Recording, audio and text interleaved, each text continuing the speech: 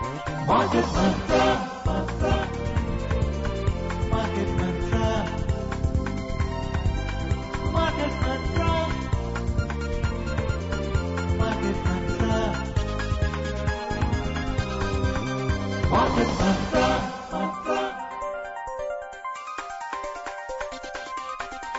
Market Mantra. Welcome to this Tuesday edition of Market Mantra, the program in which we give you a complete update on the economic, business and stock market news of the day. I am V. Ravi Kumar and with me is my co-anchor in Hindi, Manoj Pathak. नमस्कार। Market मंत्र के ताजा अंक में आपका स्वागत है। आधे घंटे के इस कार्यक्रम में हमेशा की तरह हम देश और दुनिया की चुनी हुई कारोबारी, आर्थिक और शेयर बाजार से जुड़े ताजा खबरों को लेकर हाजिर हैं। हमारे साथ खबरों पर चर्चा के लिए फोन लाइन पर आमंत्रित हैं वरिष्ठ आर्थिक पत्रकार सुषमा रामचंद्रन। सुषमा जी, कार्यक्रम में आपका स्वागत है। Thank you Manoj. आइए शुरुआत करते हैं श्रोताओं अंग्रेजी में हेडलाइंस से, जिसे लेकर मौजूद हैं वी रवि कुमार।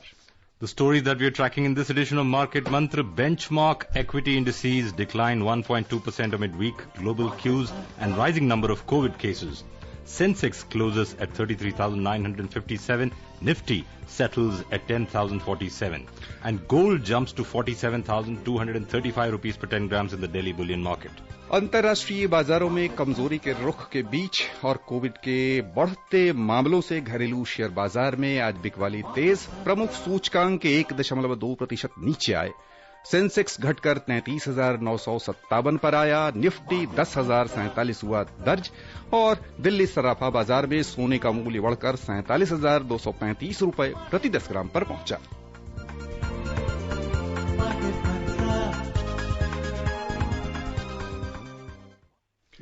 घरेलू शेयर बाजार में आज बिकवाली तेज रही और प्रमुख सूचकांक 1.2% घाटे के साथ बंद हुए। हालांकि शुरुआती कारोबार में तेजी का रुख था, लेकिन बाद में बिकवाली काफी बढ़ गई और कारोबार के अंत में बॉम्बे स्टॉक एक्सचेंज का सेंसेक्स 414 अंक घटकर 33,957 पर बंद हुआ। उधर निफ्टी में भी बिकवाली तेज रही। नेशनल स्टॉक एक्सचेंज का निफ्टी 121 अंक यानी 1.19% कम होकर 10,047 दर्ज हुआ। छोटी और मझोली कंपनियों के शेयरों में भी बिकवाली की गई। हालांकि मिड कैप इंडेक्स में थोड़ी सी कम ये बिकवाली देखी गई। मिड कैप इंडेक्स आखिर में 0.21% घाटे में रहा, जबकि स्मॉल कैप इंडेक्स में 1% की गिरावट हुई। Benchmark Sensex today plunged 1.2%, dragged by heavy losses in heavyweights HDFC Bank, RIL and ICICI Bank as investors fretted over the rising number of COVID cases in the country. After opening on a positive note, the 30-share index reversed all early gains to settle 414 points lower at 33,957.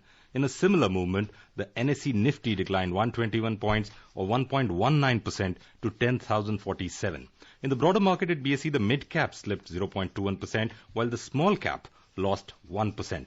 ICICI Bank was a top laggard in the Sensex pack, falling around 3%, followed by Bharti Airtel, HDFC Bank, Bajaj Finance, Kotak Bank and Axis Bank. On the other hand, IndusInd Bank, Sun Pharma, M&M and HDFC were among the gainers. According to analysts, domestic markets succumbed to profit booking at higher levels as concerns over rising number of COVID-19 cases in the country outweighed the optimism over reopening of the economy. The number of infections in India spiked to 2,66,598, while the death toll rose to 7,466 according to the Health Ministry. The number of cases around the world linked to the disease have crossed 71.19 lakhs and the death toll has topped 4.06 lakhs. Sushma ji, what do you think are the reasons that the market fell today? We clearly see telecom index down by 3%, Bankex is down by almost 2.3%, and even oil and gas index down by 1.9%.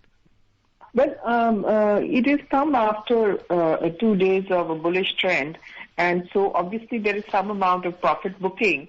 But I would say largely it is due to two factors. One, of course, is a reaction to the global scenario where you're having the European markets have shown a decline. And secondly, of course, to the domestic factor where we had the Delhi government talk about a projection of very, very high COVID cases by end of July. I mean, there's a prediction of 5.5 lakh cases. So there is a fear that perhaps the lockdown could could probably be reimposed, would the opening up of industry once again be hampered. So these are the fears. It's a fear factor in the market. So it's a combination, I would say, of all these three factors. Sushma ji, बाजार की गतिविधि पर हम ध्यान दें तो कुछ सत्रों में हमने देखा है कि अच्छी खासी लिवाली भी की गई है। हालांकि आज गिरावट का दौर हमने देखा है। निवेशकों में जो यह आकर्षण दिखता है, भारतीय अर्थव्यवस्था के किन तत्वों को देखकर लिवाली का वो सिलसिला हमने देखा? देखिए, अभी तो जो निवेशक जो है वो आगे की सोच रहे हैं कि अभी हमारी इकोनॉमी अभी खुल रही है, अभी लगता है कि वापस, और ये मतलब जो आसार हैं कि भाई अब लोग वापस अपनी फैक्ट्रियां खोल रहे हैं और सर्विस सेक्टर भी खुल रहा है, तो उसके आसार पे जो पॉजिटिविटी है बिल्कुल बाजार में, उसकी वजह ये है कि बिल्कुल निवेशक, और कुछ क्षेत्र हैं जो बिल्कुल बहुत अच्छे करेंगे इस वक्त, वो खासकर जैसे फूड प्रोसेसिंग वगैरह है, वहां पर हमारी डिमांड जो है इन क्षेत्रों में जैसे एसेंशियल सप्लाईज में बढ़ती गई है। और आप देखें, अगर आप ये जो ऑनलाइन डिलीवरी एग्रीगेटर्स, उनका भी सारा, और छोटी छोटी दुकानें भी, उनका भी जो डिमांड था बहुत बढ़ गया, लेकिन डिमांड आया है खासकर फूड प्रोडक्ट्स में। तो ये फूड प्रोडक्ट्स का जो एरिया है मेरे ख्याल में, उसका आप देखेंगे काफी जो कंपनीज हैं जो इसके साथ इन्वॉल्व हैं, उनका शायद बढ़ेगा। Sushma, you mentioned the European markets a while back. The market today opened flat, and then because of news coming in from the European markets probably started moving down and finally ended lower, as we saw. So what's the bigger driver in the market? Are there local cues which are driving the market, or is it international? Because tomorrow you have the US Fed meeting, which everybody is very keenly looking at. Do you think that would be a bigger factor, or there are other local cues which could probably drive the market tomorrow? Well, the local factor is actually linked to the global factor, because when we talk about the pandemic, we talk about the prediction over here, it is linked to the global factor. And even if you talk about European markets, the decline over there is largely due, the problems over there are also due to the pandemic. So it's really, this is a global problem which has become local. In Germany, for instance, there has been a decline in industrial production. The latest data is showing nearly 18% decline in April, about 9% decline in March, and an annual decline of about 25%. So these are the kind of in the data that's coming from the Eurozone. As far as the US is concerned, the Federal Reserve meeting obviously is always look forward to. This is something that will, the market and the anticipation, of course, is that they will continue to retain interest rates at about 0%, but there is pressure on the Federal Reserve even to go into negative territory by the US administration. But of course, that is fairly doubtful. So I would say it's a combination of the whole of all these factors. As I said, it's a global issue which has become local, and you really cannot separate the two right now. Sushma ji, आपने वैश्विक बाजारों की चर्चा की है, तो हम एक बार वैश्विक बाजार की आपको खबर दे देते हैं श्रोताओं को। उसके बाद एक बार फिर से दुनिया भर के शेयर बाजारों पर, अलग अलग देशों पर हम चर्चा करेंगे। आइए अब चलते हैं वैश्विक बाजारों की ओर। सबसे पहले नजर डालते हैं दक्षिण पूर्वी एशियाई शेयर बाजार पर, जहां आज मिला जुला रुख देखने को मिला है। एशियाई शेयर बाजार पर ध्यान दें तो जापान का निक्केई 225 सूचकांक आज 0.4% घाटे में रहा। दक्षिण कोरिया के कोस्पी में 0.2% की वृद्धि देखने को मिली। हांगकांग का हैंगसेंग 1.1% लाभ में रहा। सिंगापुर का स्ट्रेट्स टाइम्स इंडेक्स उधर बिकवाली के दबाव में 0.1% नुकसान में रहा। चीन के शंघाई कंपोजिट इंडेक्स में थोड़ी सी तेजी देखने को मिली और ये 0.6% बढ़त के साथ बंद हुआ। यूरोपीय बाजारों की ओर चलें तो समाचार लिखे जाने तक बिकवाली का दबाव देखा जा रहा था। अंतर्दिवसीय कारोबार में लंदन का FTSE 100 1.7% नीचे चल रहा था। फ्रांस का कैक 40 1.5% घाटे के साथ कारोबार कर रहा था, जबकि जर्मनी के डैक्स में 1.7% की गिरावट समाचार तैयार करते समय तक बनी हुई थी। If you look at the US market, US stocks rose yesterday with the Nasdaq hitting a new intraday high after a surprisingly upbeat jobs report last week raised expectations of a swift recovery from a coronavirus-driven downturn. The Dow Jones climbed 1.7%, the S&P 500 gained 1.2%, and the Nasdaq Composite surged 1.1%. Sushma, if you look at the Nasdaq specifically and you see some of the marquee names that you have, Apple, Microsoft, most of these stocks, Alphabet, most of these from late March, if you see, they have surged almost 50%. So is this kind of a shift towards big technology that is being shown by the stock markets, voting with its feet? Yes, absolutely. The pandemic has shown that the importance of technology has become even greater in the world. I mean, everybody is now using work from home. It is remote technology, and that is where all these companies score very high. And obviously, their share prices will go up. At the same time, of course, there is, despite the fact that jobs data has shown an unexpected jump in the U.S., at the same time, they have actually officially declared a recession in the U.S. and on the basis of the certain parameters that they have over there. So, the situation there is also very, very serious as far as jobs are concerned. They are also deeply affected by the pandemic. And the situation regarding unemployment in the U.S. is, of course, extending to the Eurozone and, of course, in Asia. In Asia, your Asian stocks, of course, have risen, but the China is the one country which is now coming back on track after the coronavirus everything has settled down in that country. वहीं चीन पर हम चर्चा करना चाहेंगे सुषमा जी। चीन से कैसी खबरें आ रही हैं? वहां अब कोरोना के मरीज लगभग थमते नजर आ रहे हैं और जैसे कि आशंका जताई जा रही है कि दूसरा जो दौर होगा वो फिर आ सकता है। उधर न्यूजीलैंड से खबर आ रही है कि न्यूजीलैंड में कोविड का प्रसार थम चुका है और हो सकता है कि वहां दूसरा दौर आए ही नहीं। ऐसे में चीन क्या संकेत लेकर आ रहा है वैश्विक अर्थव्यवस्था के लिए?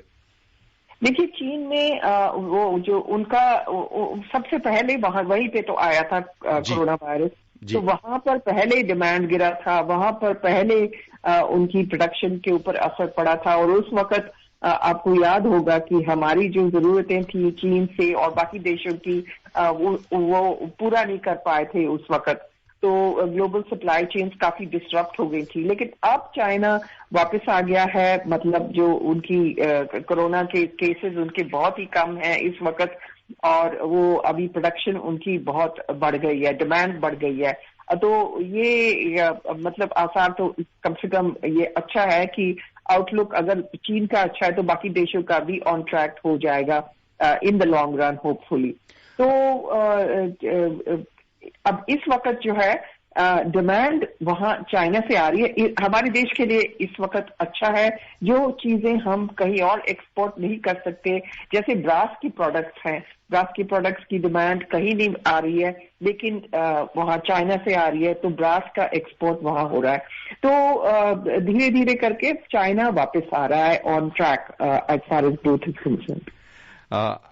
आइए हम खबरों का सिलसिला आगे बढ़ाते हैं, नजर डालते हैं रुपए की स्थिति पर।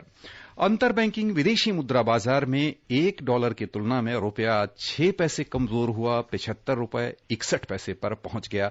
रुपया अब कहां जाता दिख रहा सुषमा जी आपको? आज हालांकि 6 पैसे की गिरावट हुई, लेकिन अगले कुछ सत्रों की बात करें तो रुपया किस दिशा में जाता दिख रहा, तेल के दामों को ध्यान में रखते हुए? देखिए, तेल के दाम इस वक्त काफी स्टेबल हो चुके हैं। ब्रेंट $40 पे है और WTI जो टेक्सास क्रूड है वो भी $29 पे है। लेकिन और हमारे देश के लिए तो खैर अच्छा ही है। तेल के दाम जो है लगता है कि मतलब थोड़ी गिरावट शायद आएगी, क्योंकि सऊदी अरेबिया ने अभी कहा है कि जो वॉलंटरी कट, प्रोडक्शन कट उन्होंने उसका फैसला जो लिया था अभी हाल में, वो प्रोडक्शन कट सिर्फ 1 महीने के लिए होगा। तो अगर प्रोडक्शन कट सिर्फ 1 महीने के लिए होगा तो फिर तेल का जो तेल की उत्पादन फिर बढ़ जाएगी और फिर जो दाम है वो थोड़े से कम हो जाएंगे। और अभी अगर रुपए की बात करें, रुपए की बात मेरे को लगता है अभी 75 के करीब जो ओवर कर रहा है रुपए। आई थिंक अगर कुछ कोरोना के बारे में अगर हमारी स्थिति खराब नहीं हुई तो शायद स्टेबल ही रहे रुपये. Now that we have looked at all the markets around the world and even the rupee market, rupee rates today, Sushma, the one question that all investors or even traders have whenever the market falls is that have the bulls run out of steam? So how would you weigh in on that? Well, I think, I don't think the bulls really have run out of steam. There's still quite a lot of optimism in this country. I think one of the positive aspects is that the wheels of industry have really started turning very slowly, but they have started turning. And of course, the problem right now is the workforce has migrated to rural areas, and it is very interesting that reverse migration has already begun. You have reports from various parts of the country that, various companies and projects are actually flying back some of these workers, giving them incentives and trying to bring them back so that they can restart their projects. And so this is all to the good because, these are people who need to be employed and the workforce is required. Secondly, in the state governments, state governments like Uttar Pradesh, Madhya Pradesh, and others are all, and even Bihar, I believe, they are doing some skill mapping of those who have reached there, and they are trying to tie up with companies to ensure that apart from Manrega work, that other kind of work should be provided that matches the skills of these people who have come back from the cities. So, of course, one has to see how it goes, but the UP Chief Minister has already apparently tied up some MOUs with some construction associations. So with these are the kind of news that is coming in, and I think, as I said, there is still quite a bit of optimism in the markets on this issue. Sushma ji, आपने एक बड़ी महत्वपूर्ण बात की है कि वर्तमान समय की आवश्यकता है कि लोगों की जो योग्यताएं हैं, उनके पास जो कौशल है, उसे ध्यान में रखते हुए योजनाएं बने ताकि लाभ श्रमिकों को मिल पाए. इसे थोड़ा और स्पष्ट करके यदि बता सकें श्रोताओं को कि कहां-कहां इससे रोजगार के अवसर दिख सकेंगे जिससे अर्थव्यवस्था को गति मिल सकेगी. देखिए, जो स्किल सेट्स उन्होंने अभी जो सर्वेज आए हैं, पेपर्स में ही रिपोर्ट्स आई हैं, मध्य प्रदेश ने भी जो सर्वे किया है और बिहार और यूपी ने भी सर्वे किया है, उनमें ये बात निकल आई है कि 25% इनमें जो वर्कर्स हैं वो कंस्ट्रक्शन में ही उन्होंने काम किया. उसके बाद और लोग हैं जो कारपेंटर्स हैं और लोग हैं जो इलेक्ट्रिशियंस हैं, तो उनके स्किल्स हैं. ये हम ये नहीं कह सकते कि ये जो लोग आए हैं वो अनस्किल्ड हैं. ये काफी सारे skilled workers, semi skilled workers हैं, स्किल्ड वर्कर्स हैं. तो उनको इस्तेमाल करना इतना मुश्किल नहीं होना चाहिए. और खासकर जब स्टेट्स जैसे यूपी और बिहार और मध्य प्रदेश जहां इंडस्ट्रियलाइजेशन वो चाहते हैं कि इंडस्ट्रियलाइजेशन हो, अगर वो कर सकते हैं और उन वर्कर्स को वहां वहीं उनको रखें और कहें कि भाई आप शहरों में मत जाइए, आप यहीं रहिएगा, हम प्रोजेक्ट शुरू करेंगे, तो ये बहुत बड़ी उपलब्धि होगी, ये बहुत बड़ी चीज होगी और ये स्टेट्स के लिए भी बहुत अच्छा होगा और जो काम करने वाले हैं उनके लिए भी बहुत अच्छा होगा. You mentioned the wheels of the industry, and a very important aspect of the wheels of the industry is credit offtake, and we have a story related to that. Finance Minister Nirmala Sitharaman has reviewed functioning of public sector banks with regard to loan sanctions for MSMEs and other companies under Emergency Credit Line Guarantee Scheme. In the meeting held today with the head of banks, she lauded their efforts for achieving sanctions over 20,000 crore rupees under the Atmanirbhar package within a short span of time. The finance minister advised bank officials to maintain a proactive outreach at the branch level and make loan forms and formalities simple. Ms. Sitharaman exhorted all public sector banks to continue a focused approach to hand out loans to every eligible MSME. The finance minister reiterated that loans under the credit guarantee scheme are meant for meeting credit needs of all kinds of companies and are not only restricted to micro, small or medium enterprises. One of the important things that most analysts look at is credit offtake, Sushma. So, do you see any green shoots happening in that area? Well, I think we'll have to wait for a little while longer. I mean, those packages have just been announced, so we have to see the result of them. But of course, my concern is that, of course, the the big relief that was given was to people who have already taken loans. And now the issue is, what about those who have MSMEs which have run into crisis and now need, who had not taken loans earlier, who had cleared their earlier loans and require fresh loans. So for that, you require some kind of emergency facility, and I think this is what the government should focus on. And as far as data is concerned on credit offtake, I think we'll have to wait for a little while longer. I think industry, of course, is looking towards banks to ensure that they do very speedy processing of loan applications, and this is just what apparently was said at the meeting today, that you must do all this very speedily, and you have to get rid of the red tape in this process.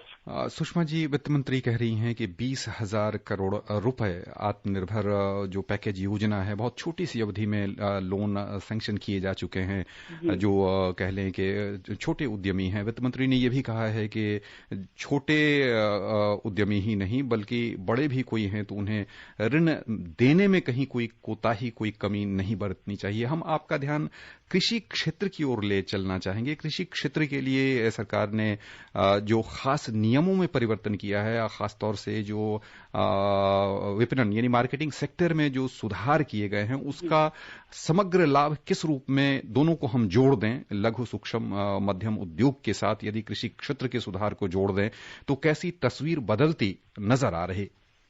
देखिए, जो अभी हाल ही में जो reforms announce किए हैं सरकार ने, उनसे बहुत फायदा होगा किसान को। किसान खुद जाके कहीं भी अपनी जो उत्पादन है कहीं भी बेच सकता है। ये बहुत बड़ी चीज है। पहले तो वो रिस्ट्रिक्टेड था फार्मर की, सिर्फ मंडीज में ही देना है, सिर्फ मार्केटिंग कमिटीज को ही देना है। तो अब वो सीधा जाके किसी को भी बेच सकता है। और दूसरा, जो होर्डिंग लिमिट, जो उनके स्टोरेज लिमिट्स थे, वो उनको कैप किया गया था। वो पुराने जमाने की बात थी, जब हमारे शॉर्टेजेस होते थे तो वो ये डर ये था कि होर्डिंग होगी, तो वो भी उन्होंने निकाल दी वो जो कैप्स हैं, और उनसे काफी इसका फायदा होगा किसान को, और एग्रो प्रोसेसिंग में भी, इंडस्ट्री में भी काफी फायदा होगा। तो ये जो आप बिल्कुल ठीक कह रहे हैं कि इसका लिंकेज है। स्मॉल इंडस्ट्री जो है वो गांव के साथ लिंक हो सकता है। एग्रो प्रोसेसिंग यूनिट्स बहुत सारी आ सकती हैं। अगर आप किसान सीधा इन यूनिट्स को अपनी जो उत्पादन है सीधा जाके वहां दे सकता है, उसको मिडिलमैन की जरूरत नहीं होगी, तो उनको बहुत फायदा होगा और यूनिट्स को भी फायदा होगा। उनको सस्ते दाम में मिलेगा, किसान को ज्यादा अपनी रिटर्न मिलेगा अपने प्रोडक्शन का। तो ये दोनों तरफा फायदा होगा। तो ये थोड़ा खैर टाइम लगेगा इन सब चीजों में, लेकिन काफी इसकी जो कहते हैं ना अनलॉकिंग ऑफ पोटेंशियल हुआ है इन रिफॉर्म से। आइए खबरों का सिलसिला आगे बढ़ाते हैं। कर्मचारी भविष्य निधि संगठन EPFO ने लॉकबंदी के दौरान पिछले 2 महीनों में अपने उपभोक्ताओं के 36,02,000 दावों का निपटान करते हुए सदस्यों के बीच 11,540 करोड़ रुपए वितरित किए हैं। श्रम मंत्रालय की ओर से जारी एक वक्तव्य में यह जानकारी देते हुए कहा गया है कि कोविड-19 लॉकडाउन के दौरान चुनौतीपूर्ण समय में संगठन ने यह प्रयास किया है कि उपभोक्ताओं को बेहतर सुविधाएं मिल पाएं। सोशल डिस्टेंसिंग मानकों का पालन करते हुए दफ्तरों में EPFO ने 50% से भी कम कर्मचारियों से अपना काम चलाया है और इस दौरान काम करने की क्षमता में उल्लेखनीय वृद्धि हुई है। पहले दावों के निपटान में जहां सामान्य तौर पर लगभग 10 दिन लग जाया करते थे, अब केवल 3 दिनों में काम को निपटाया जा रहा है। यानी दावों का निपटान 3 दिन में होने लगा है।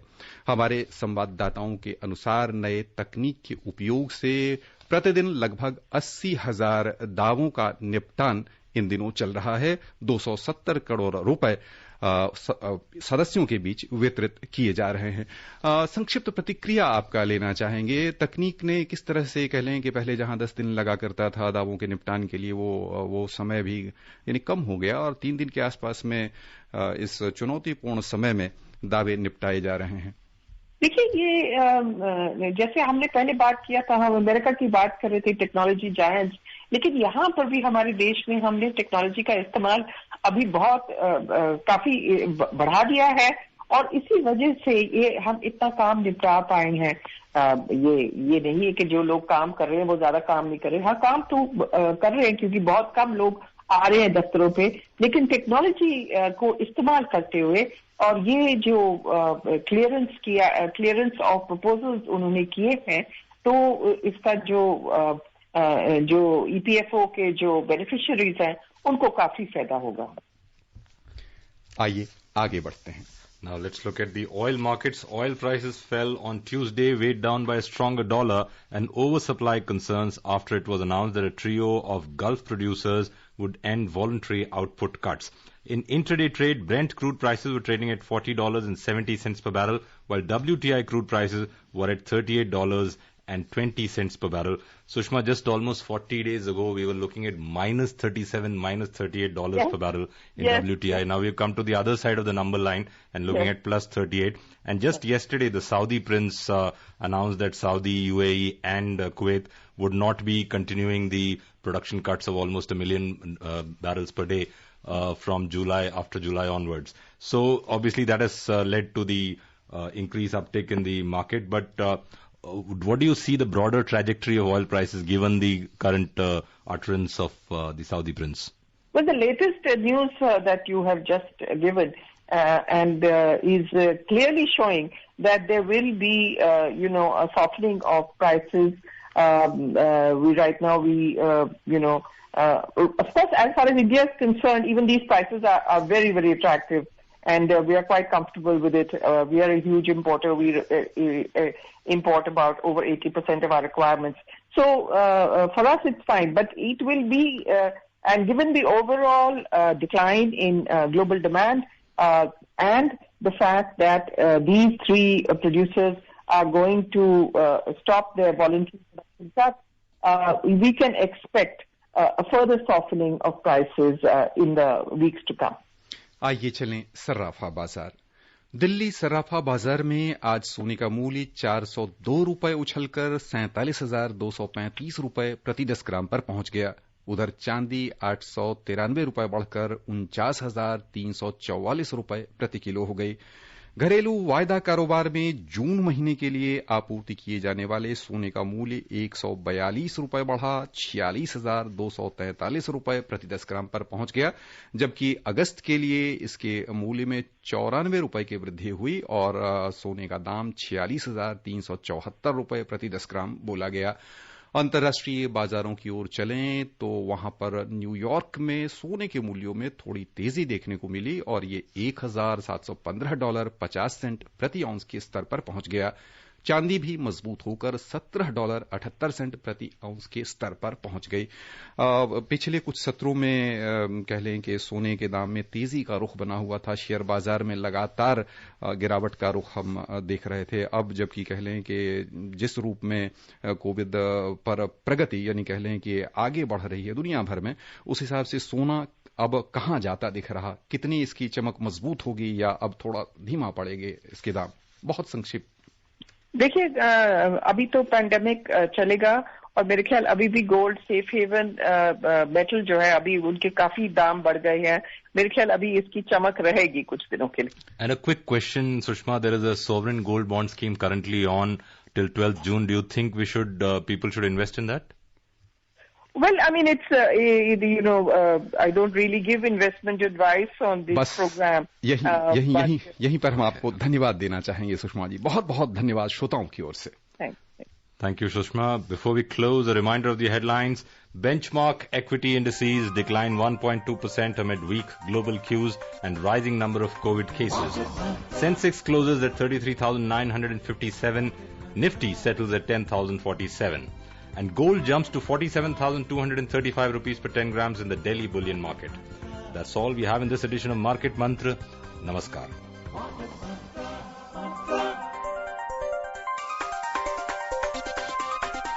Market Mantra, Mantra.